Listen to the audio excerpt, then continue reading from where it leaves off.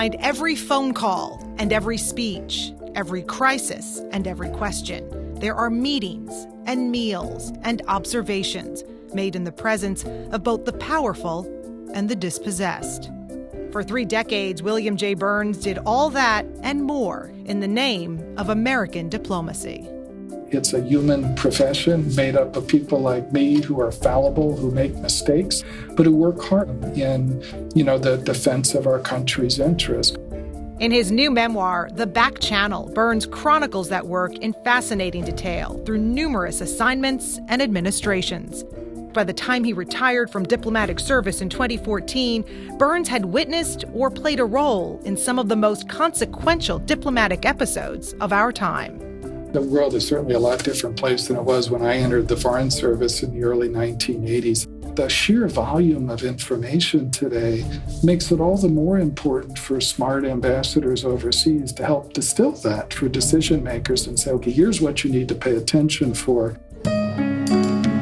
Burns, who now runs the Carnegie Endowment for International Peace, was also one of the key facilitators of the Iran nuclear agreement, from which President Trump withdrew the U.S. in the spring of 2018. Ambassador Bill Burns, thank you very much for joining us. It's great to be with you. In the days leading up to our interview this summer, Burns' insight on that decision was in high demand as tensions and aggressions increased between Iran and the U.S. and some of our key allies. It was a big mistake to abandon that agreement. And I think the challenge now is that we've been embarked on something that we call coercive diplomacy. But our coercive diplomacy in the last year has been all about the coercion part and not at all about the diplomacy part. And I think, that sometimes gets you into very troubled waters.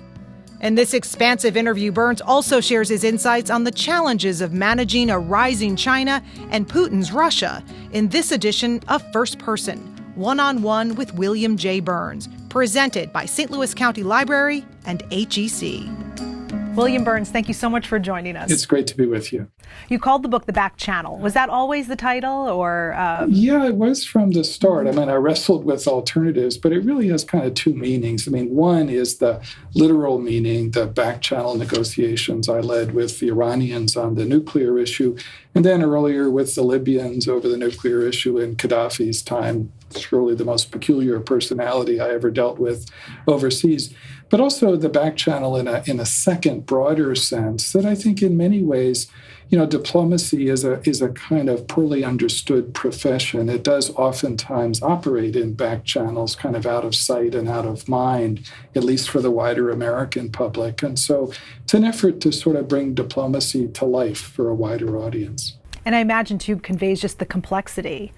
Does. It's not a clear back channel. No, it's not. And getting back channel conversations started, especially with governments with whom you don't have regular diplomatic relations, as was the case with, Iran when we started the nuclear negotiations too, is a really complicated undertaking. So speaking of Iran, of course, this Can't week, avoid it these days. Right, this week, that's front and center. You've been on a lot of talk shows and newscasts. I think that the problem with our current approach is, Iran is a really difficult country to deal with. It threatens our interests in lots of different respects. But I think the nuclear agreement that we reached in the summer of 2015 was not a perfect agreement. Perfect is rarely on the menu in And you're diplomacy. referring, in that case, to the joint... Yeah, the comprehensive nuclear agreement, which wasn't just between the United States and Iran, but between most of the major powers in the world and Iran. And it did prevent Iran, for the foreseeable future, from developing a nuclear weapon. And I think that was a smart thing for American diplomacy. And in my view, it was a big mistake to abandon that agreement. And I think the challenge now in the years since President Trump decided to withdraw from the agreement is that we've been embarked on something that we call coercive diplomacy. In other words, you build pressure, that's the coercive part, in order to push realistic goals in diplomacy. But our coercive diplomacy in the last year has been all about the coercion part and not at all about the diplomacy part. And I think, that sometimes gets you into very troubled waters. And I think that's what we've seen with, the attack on the drone as well as the attack on tankers in the Gulf. In many respects, I think if you look at where we were a little more than a year ago before we abandoned the agreement, and you look at where we are today, even more turbulence in the Middle East and the Gulf itself, the Iranians now also beginning to edge away from the nuclear agreement, the risk of bigger and bigger collisions in a part of the world, the Middle East, that already has more than its share of collisions. I think we're worse off today than we were a little more than a year ago. So I think now's the time to reconnect diplomacy to that coercive part, and that's really the missing ingredient, I think, right now. As you look at what has happened this week and what has gotten us to this point, was it pretty inevitable? Well, I think, to be fair to President Trump, the drift in American diplomacy is not something he invented. I think ever since the end of the Cold War, and then especially after the huge shock to our system with the attacks on 9/11, I think there's been a kind of natural tendency to emphasize military and intelligence tools, sometimes at the expense of diplomacy, which, administrations of both parties have sometimes treated as a kind of under-resourced afterthought. But I think in President Trump's tenure over the last 2.5 years, we've accelerated that trend and made it a lot worse at precisely the moment when diplomacy ought to matter more than ever to American interests in the world, simply because we're no longer the only big kid on the geopolitical block in the way that we were right after the end of the Cold War.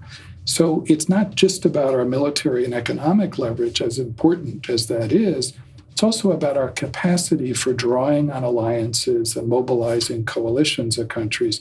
And that's really what diplomacy is all about. And so what I worry is, especially in the last 2.5 years, we're corroding that tool of diplomacy and squandering that asset at exactly the moment when it matters most to the United States. When you look at that drift, does that come more from us as a nation, our citizens, or is it led by our leadership? It's a function. Part of it is the kind of the natural course of events. You don't stay the singular dominant power in the world, indefinitely. That's in the course of events, other powers rise, and you have to deal with those changing circumstances. But I think we accelerated the end of that unipolar American moment with mistakes that administrations of both parties have made and that I was a part of as well. I write in the book about what I thought was the rush to war in Iraq in 2003. That was a mistake for the United States. I think the global financial crisis and the American role in it in 2008 and the years afterward, was a reflection of a different kind of American hubris. So, we've contributed with our own unforced errors to that drift as well. We see this huge field of Democratic challengers going into the next election, and yet we hear very little on foreign policy from any of them, which in recent elections in our lifetime, it feels like it's more absent than it's ever been in the conversation. Yeah, in some ways I think that's true, and that's partly a function of all the domestic challenges that we have today. But I think most Americans, at least in my experience, do understand the importance of engagement in the world. I think, leaderships in Washington, all of us need to do a better job of helping to drive home to people, to American citizens, that, as we always say, that smart foreign policy begins at home, in strong political and economic systems. But it also ends there, too, in greater prosperity and a healthier environment and more security and better and more jobs. And so, that's something, that connection, I think, that we have to help draw in a little bit more granular terms for people so that their instinctive understanding is reflected in, the facts about America's engagement in the world. As a reader, the overarching message that I felt like I took from this was there is just no substitute for human interaction, for human relationships, for human conversations, which we have started to drift more and more from now in this sort of I think that's right. Technology-driven world, right? Yeah, I mean, the world is certainly a lot different place than it was when I entered the Foreign Service in the early 1980s. I mean, the pace and volume of information is beyond anything I could have imagined at the beginning of 1982. There are some people who conclude that that means professions like diplomacy are irrelevant today, because you can get on the video screen with, a foreign leader. What do you need an embassy and ambassador for? I think the role of diplomats have changed. We no longer have the monopoly on access and insight that, we may once have thought. The insider view of things, right? But the truth is that the sheer volume of information today makes it all the more important for smart ambassadors overseas to help distill that for decision makers and say, okay, here's what you need to pay attention for. Here's what you have to look around the corner to see in terms of the second and third order consequences of this trend line or this potential decision as well. So there's no substitute, I think, for individual diplomats who can understand the foreign societies they're trying to navigate in the pursuit of American interests as well. And there's certainly no substitute for diplomats in trying to mobilize coalitions of countries to deal with those big overarching problems like climate change, like the revolution in technology, that no one government, even one as powerful as the United States, is going to be able to deal with on its own. You call yourself a recovering diplomat. I am. You left Foreign Service officially in 2014, but obviously still very active in foreign policy. And what made you want to write this? Was it always in your mind that you might do this someday, or did it come about? It wasn't always in my mind, to be honest. And I wanted to let a couple of years, let the dust settle a little bit, after I left the State Department. But then I thought that, really there were sort of two purposes. I mean, one was, as I said before, to try to bring diplomacy to life for a wider audience. That was the memoir part of this, because I often felt that, people understand a profession through stories and narrative, which is what I've tried to do in the book. And I was very lucky during the course of, 3.5 decades as a diplomat to play a modest role in some of the most significant events in American foreign policy since the end of the Cold War, and also deal with a kaleidoscope of complicated foreign personalities from Muammar Gaddafi to Vladimir Putin. And I figured as a diplomat and as an author, if you can't get color out of personalities like Gaddafi and Putin, you need to find another profession. But then the other part of the effort in the book is an argument. And it really is the argument that at this moment on the international landscape, at this moment in America's history in the world, diplomacy really does matter more than ever. As we, no longer the singular dominant player, try to mobilize coalitions of countries to get where we want to get in the world as well. So, those were the two reasons. And then the other thing I tried to be careful about, although I'm sure I was not perfect in this book, there's always a temptation when you're writing a memoir to write what you wish you had said as opposed to what you really did. So I managed to get about 120 documents over the course of my career declassified just for this book. So I tried to ground what I said, warts and all, in what I got right as well as what I got wrong. And I tried to be honest about that in the book. You have lived and worked in extremely interesting times. Give us a sense just too of your professional journey, starting with, was your first assignment in Jordan, was that right? Jordan, as a very young. In the early 1980s, yeah. And, my career did not get off to a rocket-propelled start. I remember one of my first missions, my first year as a diplomat, was to drive a truck full of unclassified communications equipment from our embassy in Amman in Jordan to Baghdad, to our diplomatic facility there. And this is across pretty barren desert in the midst of the Iran-Iraq war in the early 1980s. And to make a very long story short, the guy who was the chief administrative officer in the embassy in Amman had assured me that all the skids were greased at the Iraqi border. I get to the Iraqi border, and a guy who bore a striking resemblance to Saddam Hussein, an Iraqi security officer, ended up confiscating the truck and all of the equipment in it. And I had to drive under police escort to Baghdad. I was eventually released a couple days later. The truck never was, so I spent the next 35 years in the Foreign Service worried that my pay was going to get docked for the cost of the communications equipment too. But it was a great education for me, that first posting in the Middle East. And I ended up kind of splitting my overseas career between the Middle East and Russia. You talk about Russia too. That was a huge part of your career. Yes. And you have had contact with Vladimir Putin that, right, more so than really any other diplomat out there. Yeah, no, lots. I vividly remember my first meeting with Putin as the newly arrived American ambassador in Moscow, summer of 2005. So this first meeting takes place in the Kremlin, which is built on a scale meant to intimidate visitors, especially newly arrived American ambassadors. So you walk through these huge ornate hallways, down long corridors. You come at the end of one big hall to these 2-story bronze doors, and you're kept waiting in front of these doors for a few minutes so that this all sinks in. Doors open a crack, out comes President Putin, who, despite his bare-chested persona, is not all that intimidating in the flesh. He's about 5'6", even with lifts in his shoes. But he carries himself with great self-assurance. So he comes walking through the door. Before I got a word out of my mouth, said, "You Americans need to listen more. You can't have everything your own way anymore. We can have effective relations, but not just on your terms." And in my experience over the years, that was vintage Vladimir Putin. It, reflected a chip on his shoulder.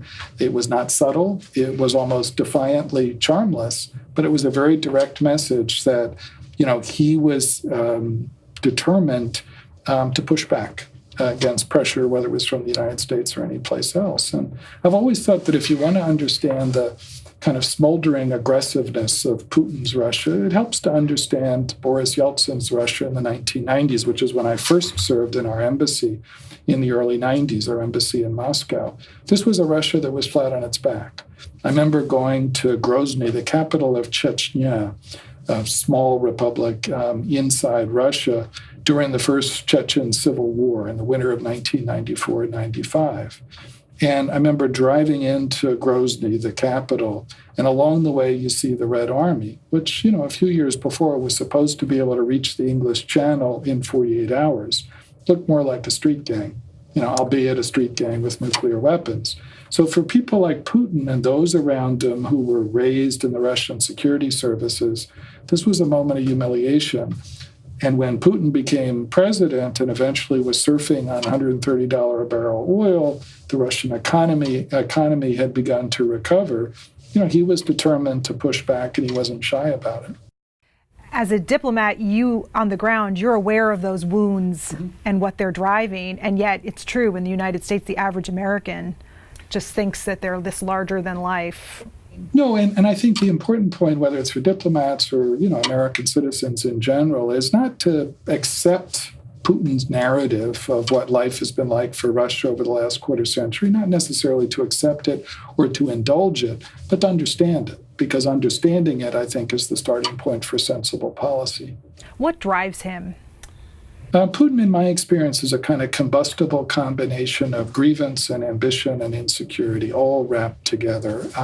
He's a control freak in the sense that he deeply distrusts most of his own political elite and most Russian citizens. He came to power almost 2 decades ago now, determined to do 2 things. First was to restore the power of the Russian state after the chaos of Yeltsin's Russia. And second was to restore Russia to the table of great powers in the world. And he knows he's playing a relatively weak hand. He's a realist, oftentimes a cynic, but he understands that Russia's playing a weaker hand than the United States. But he's also tactically very agile. So when he sees vulnerabilities, as he saw in our political system in 2016, he doesn't hesitate to try to take advantage of those vulnerabilities, our polarization and dysfunction, and sow chaos. You have to remember he was, in addition to his KGB training, he's a judo specialist. So he's trained to sort of take advantage of stronger opponents and use their strength in a way as leverage against them. And that's very much how he's approached relations with the United States.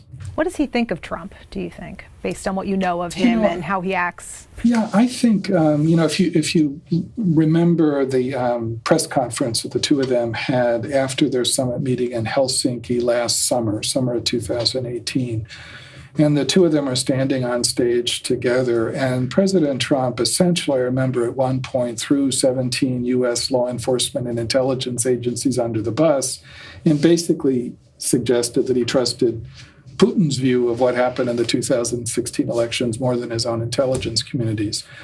my own view is that if you could have had a cartoon balloon coming out of Putin's head at that moment, it would have said, what an easy mark.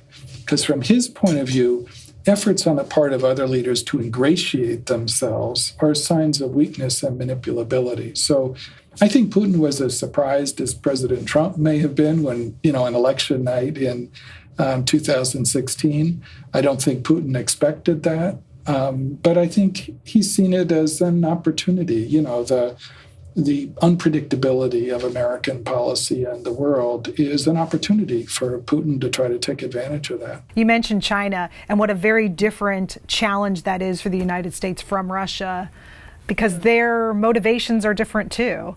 In a lot of ways. I mean, they're both authoritarian societies. They both want to be boss, but for sort of different reasons, it seems They like. do, for different reasons. I think China's playing a much stronger hand, an increasingly strong hand. From the point of view of the United States, there's no relationship in the world that matters more than our relationship with China. And here I think, President Trump has been right over the last couple of years to push back against Chinese trade and investment practices.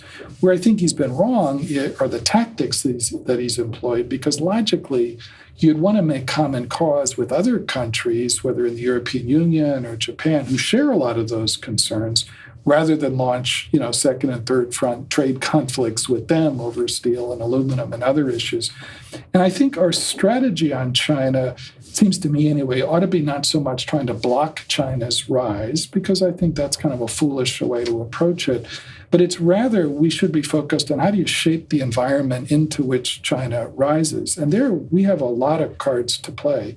Lots of countries across Asia, from India all the way across to Japan and South Korea, who share our concern that China's rise not come at the expense of everybody else's prosperity and security.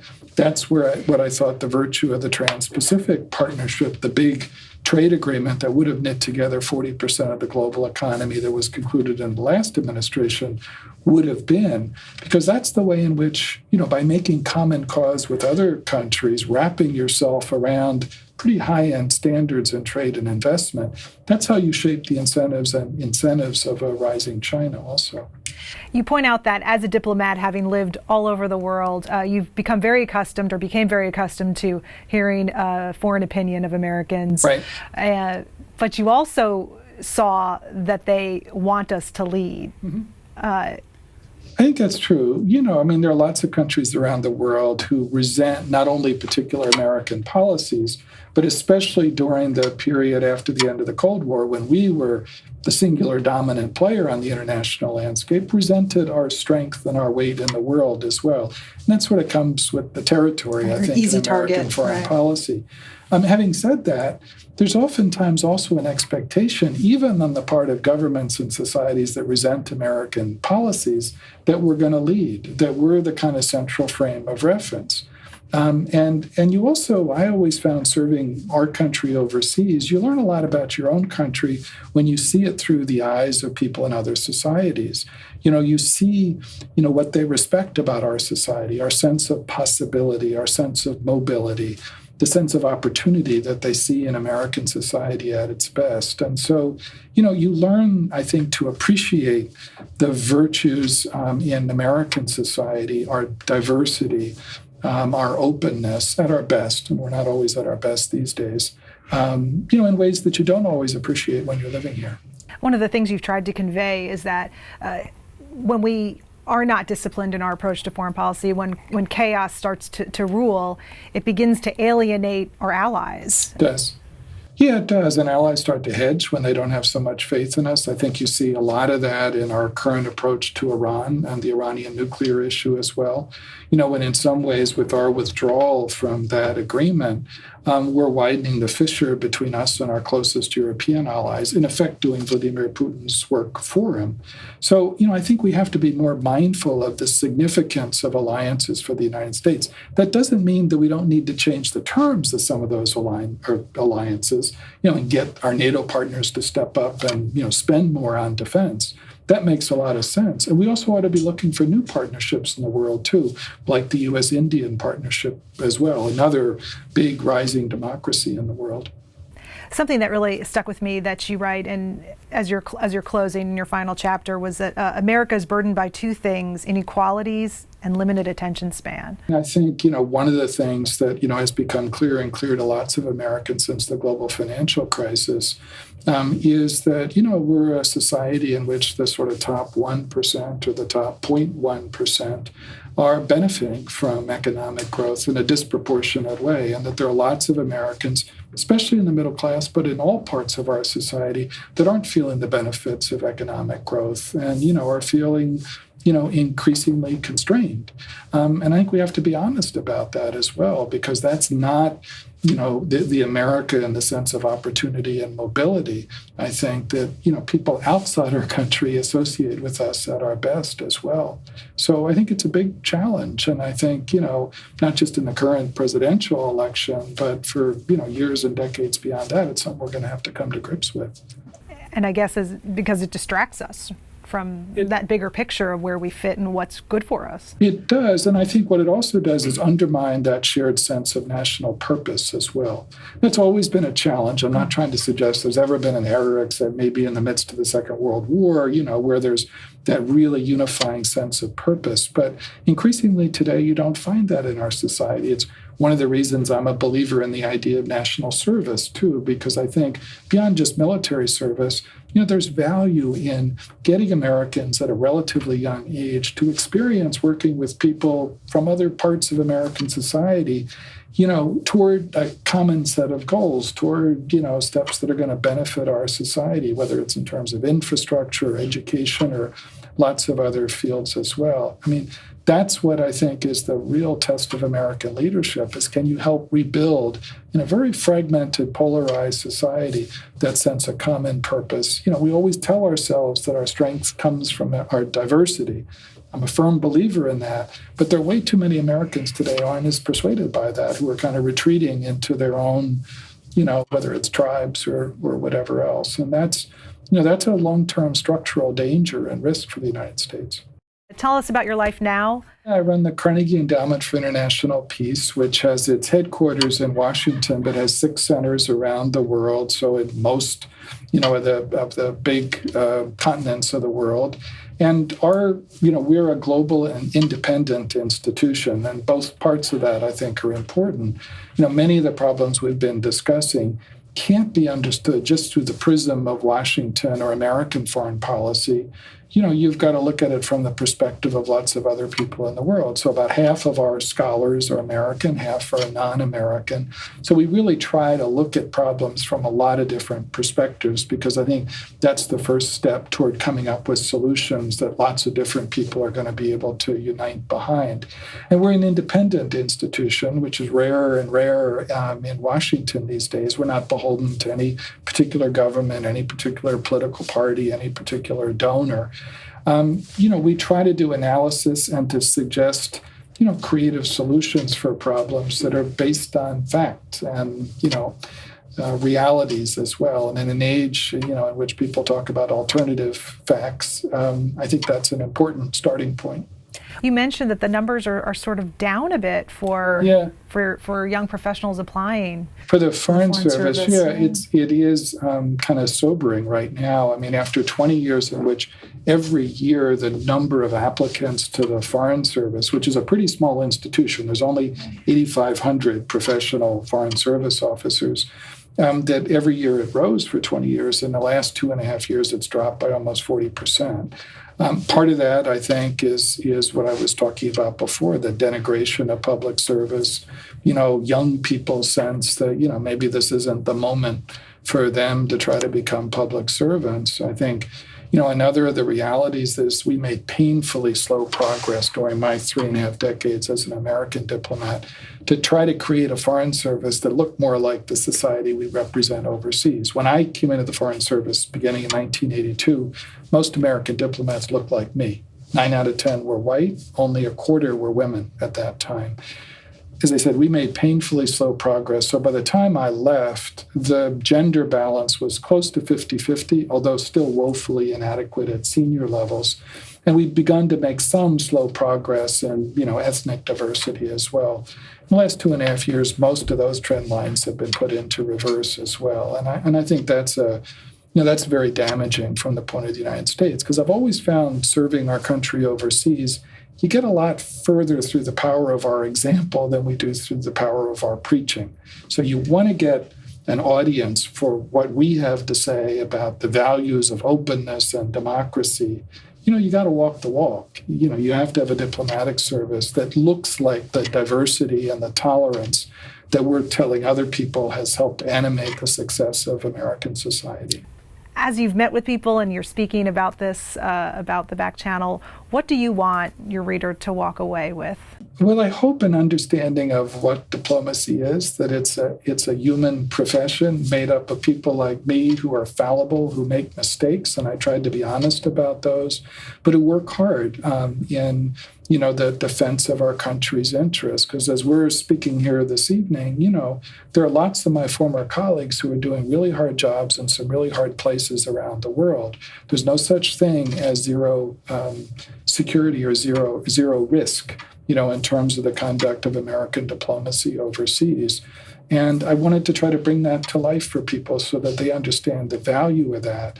And I also wanted to make the argument that we're moving into a new era on the international landscape in which diplomacy, that professional tool, really needs to be our tool of first resort, to try to manage, if not solve, problems at far less cost in blood and treasure than employing the U.S. military prematurely or unnecessarily as well.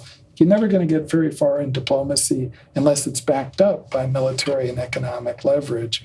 But we ought to use that as the first tool that we employ to try to deal with a whole range of problems in the world. So I hope very much that people understand a little bit more what this profession is about, and also see its value in the era that we're living in now.